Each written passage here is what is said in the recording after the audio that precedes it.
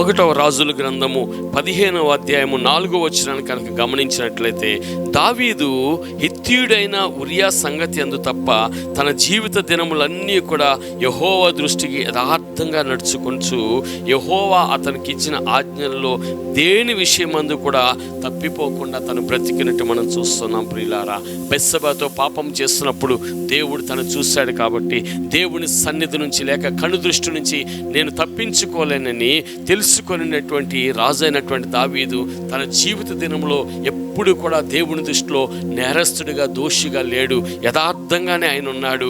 అంత మాత్రమే కాదు, దేవుడు తనకు ఏ ఆజ్ఞలు ఇచ్చాడో, ఏ మాటలైతే పలికాడో దానికి ఆయన లోబడ్డాడు, ఆజ్ఞలు నెరవేర్చాడు. ఆయన తన జీవిత కాలం అంతా కూడా ఏ విషయంలో కూడా ఆజ్ఞల్లో దేనిలో కూడా తప్పిపోకుండా ఆయన బతకగలిగాడు. నీవు నేను కూడా దేవుని ఆజ్ఞలను అనుసరించేవారుగా ఉండాలి, దేవుని మాటకు లోబడేవారుగా ఉండాలి, దేవుని దృష్టిలో యథార్థవంతులుగా ఉండాలి. ఈ సర్వలోకమును కూడా సృష్టించినటువంటి దేవుడు సమస్తమును కూడా ఆయనకు మరుగైనది ఏది కూడా లేదు, అంత తేటగా కనిపిస్తుంది. కాబట్టి దాని నుంచి మనం తప్పించుకోలేం. కాబట్టి ఆయన దృష్టిలో యథార్థంగా బ్రతుకుదాం. దేవుడు ఆశీర్వదిస్తాడు. దేవునికి మహిమ కలుగునుగాక. ఆమేన్.